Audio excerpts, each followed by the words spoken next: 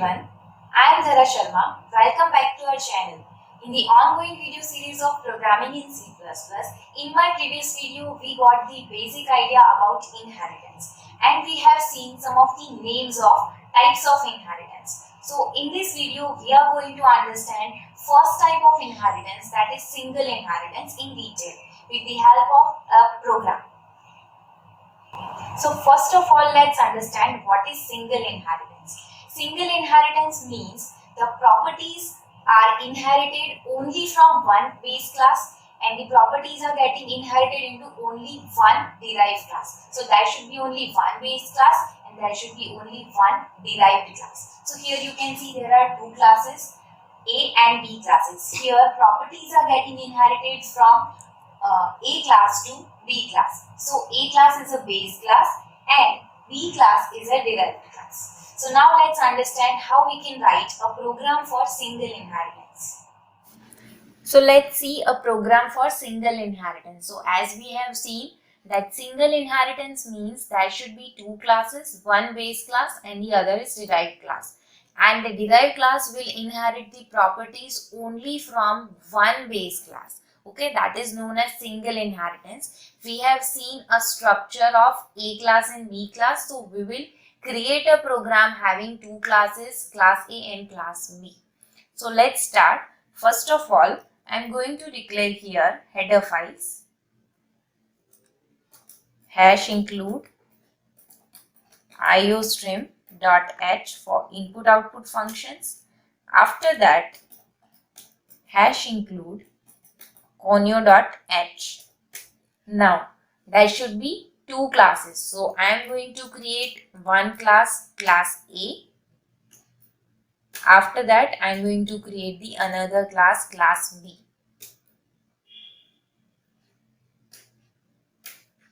So we have seen in that structure that the properties of class A are getting inherited into the class B. So class B here is a derived class and class A is a base class. So for that, a syntax for inheritance is we need to write here a colon, then we need to specify an access mode. We have seen in my previous video the accessibility of inheritance, okay, how we can use public, private or protected inheritance and what are the rules for inheriting the data while using different type of access modes. So for the sake of simplicity, we are here to understand the basic idea about single inheritance. So I am here taking the access mode as a public. Okay, I am going to use public inheritance. So for that, after colon, I'll write the access mode public and the class name, base class name from which I am going to inherit the property.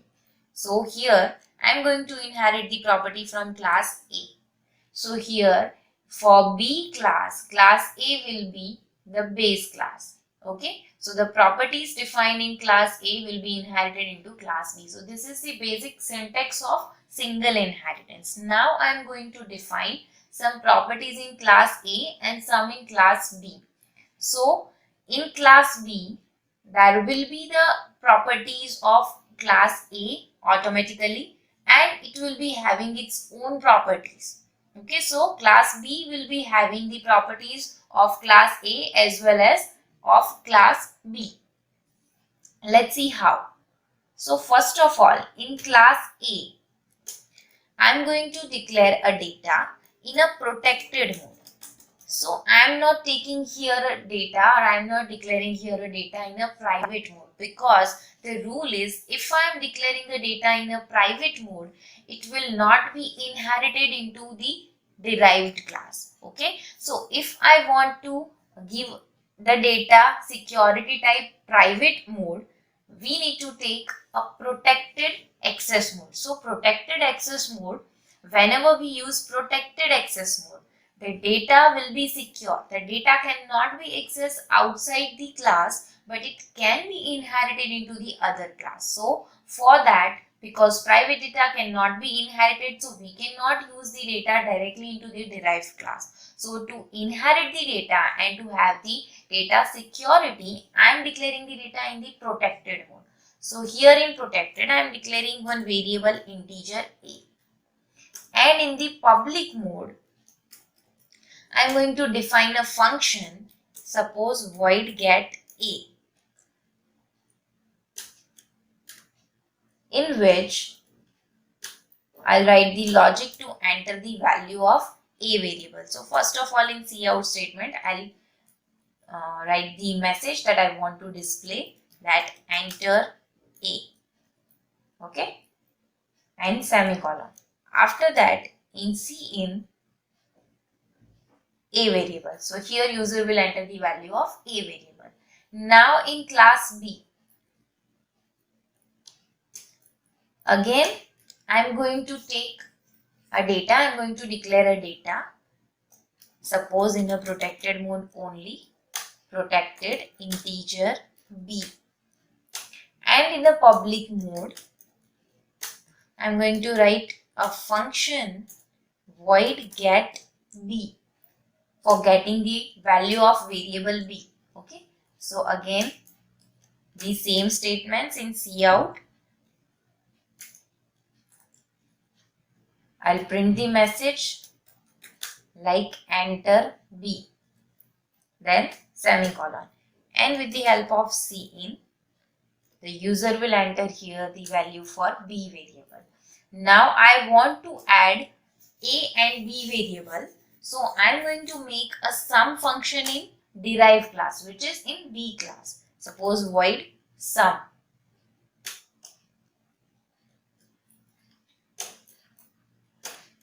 And in this, I am going to write a logic cout, in which I'll print the message sum is equals to then A plus B.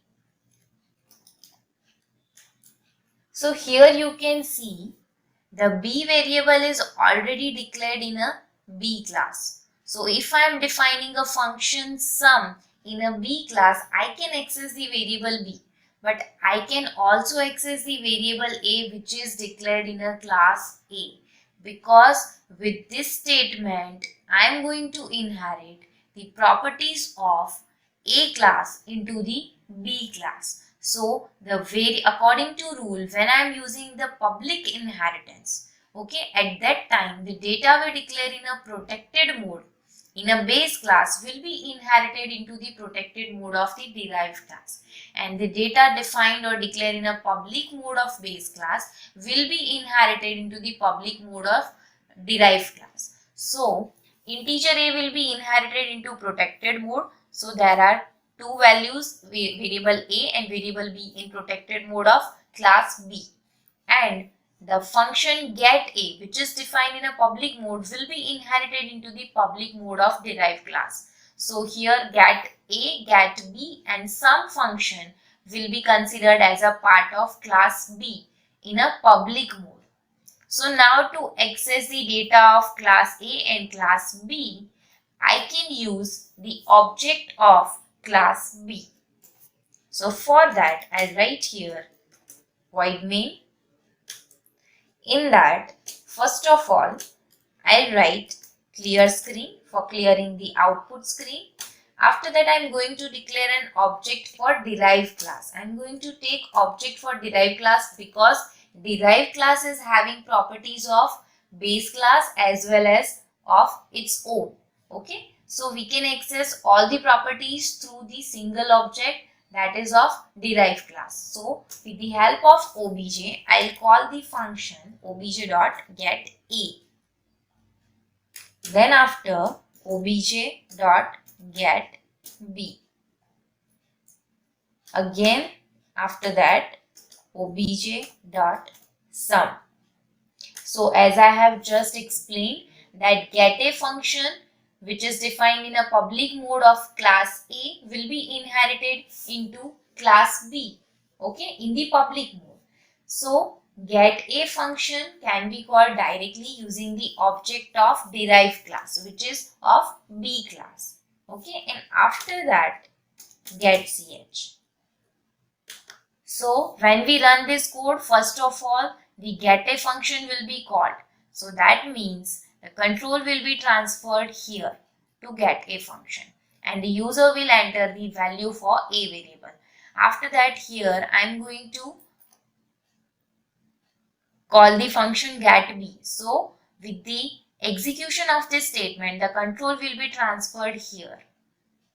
Okay, and the value for variable b we will enter, and after that sum function will be called. So here you can get the sum of a and b variables.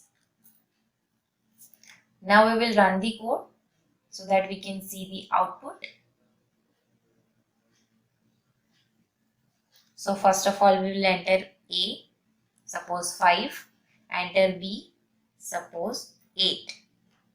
So here we get sum is equals to 13. So with the help of getA function, we have entered here the value for a variable which was defined in a class A, in the base class, and we have called that function using the object of derived class, because with the concept of inheritance we have inherited the properties of class A into the class B. So here there are two classes, class A and class B. Class B is inheriting the properties from only one base class, which is class A.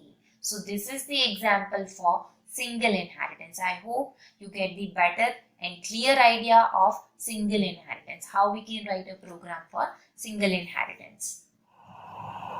So I hope this video would be helpful to get the better idea about single inheritance. Now let's see, there are some important questions which are related to single inheritance. So first of all, what is single inheritance? What is the syntax of single inheritance? How many classes are used in single inheritance? Where single inheritance can be used? And write a simple program using the concept of single inheritance. If you have any query regarding this video, you can comment us. If you like the video, please like and share and subscribe our channel for more interesting videos like this. I'll see you soon with my next video. Till then, stay tuned, take care, have a nice day.